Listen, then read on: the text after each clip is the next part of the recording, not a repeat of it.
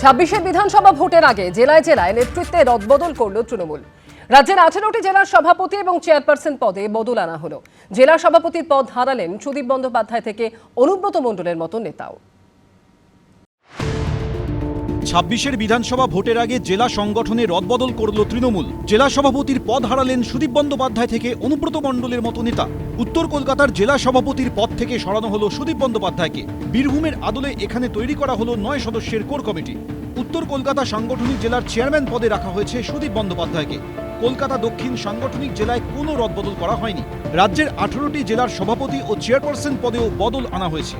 2002 থেকে বীরভূমের জেলা সভাপতি পদে ছিলেন অনুব্রত মণ্ডল। গরু পাচার মামলায় জেলবন্দি থাকার সময়ও এই পদে বহাল ছিলেন তিনি। তবে এবার অনুব্রত মণ্ডলকে জেলা সভাপতির পদ থেকে সরালো দল। বীরভূমের জেলা সভাপতি পদই আর রাখল না তৃণমূল, বরং আস্থা রাখা হলো কোর কমিটির ওপরই। অনুব্রত মণ্ডলের কি তাহলে জেলা সভাপতি পদ থাকলো না? অল ইন্ডিয়া তৃণমূল কংগ্রেস পেজে অলরেডি দেখানো হয়ে গেছে যে বীরভূম জেলায় কারা পরিচালনা করবে।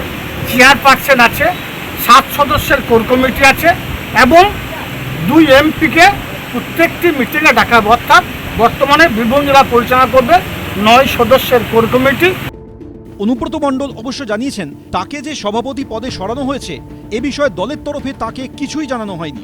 কিছু সাংসদকে জেলা নেতৃত্বের দায়িত্ব দেওয়া হয়েছে, কাউকে আবার পদ থেকে সরিয়েও দেওয়া হয়েছে। আরামবাগ সাংগঠনিক জেলার চেয়ারপারসন করা হয়েছে সাংসদ মিতালি বাগকে।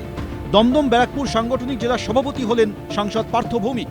বনগাঁ সাংগঠনিক জেলার চেয়ারপারসনের দায়িত্ব দেওয়া হলো সাংসদ মমতা ঠাকুরকে। অন্যদিকে বাঁকুড়ার জেলা সভাপতির পদ থেকে সরানো হলো সাংসদ অরূপ চক্রবর্তীকে। বিতর্কিত জেসিবি কাণ্ডে নাম জড়ানো চোপড়ার বিধায়ক হামিদুর রহমানকেই উত্তর দিনাজপুর চেয়ারম্যান পদে রাখল তৃণমূল। কৃষ্ণনগর সাংগঠনিক জেলার সভাপতি পদে সাংসদ মহুয়া মৈত্রকেই রাখা হয়েছে। তৃণমূল কংগ্রেস এই মুহূর্তে একটি জীবন্ত জীবাশ্ম। পশ্চিমবঙ্গের মানুষ তাদের প্রত্যাখ্যান করেছে। ক্রমবর্ধমান জনরোষ আছড়ে পড়ছে তৃণমূল কংগ্রেসের ওপরে। বিভিন্ন জায়গায় প্রশাসনিক স্তরেও ধীরে ধীরে বিদ্রোহ শুরু হয়ে গেছে।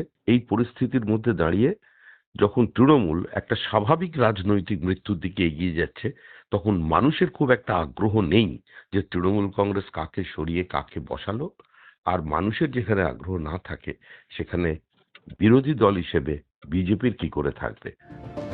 2রা জানুয়ারি মালদায় গুলিতে ঝাঁঝরা করে দেওয়া হয় তৃণমূলের জেলা সহসভাপতি দুলাল সরকারকে। এবার সেই মালদায় সাংগঠনিক জেলার চেয়ারপারসন করা হলো নিহত দুলাল সরকারের স্ত্রী চৈতালি সরকারকে।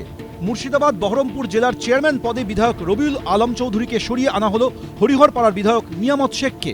পুরুলিয়া জেলার চেয়ারম্যানের দায়িত্ব দেওয়া হয়েছে শান্তিরাম মাহাতোকে। ঘাটালে একাধিকবার আশিস হুদাইতের সঙ্গে সাংসদ দেবের সংঘাত সামনে আসে, তাকে সরিয়ে এবার অজিত মাইতিকে ঘাটাল সাংগঠনিক জেলার সভাপতি পদে আনা হলো। অন্যদিকে দার্জিলিং সমতলের সভাপতির পদ থেকে সরিয়ে দেওয়া হলো পাপিয়া ঘোষকে। আসাবুল হোসেন ও ভাস্কর মুখোপাধ্যায়, এবিপি আনন্দ।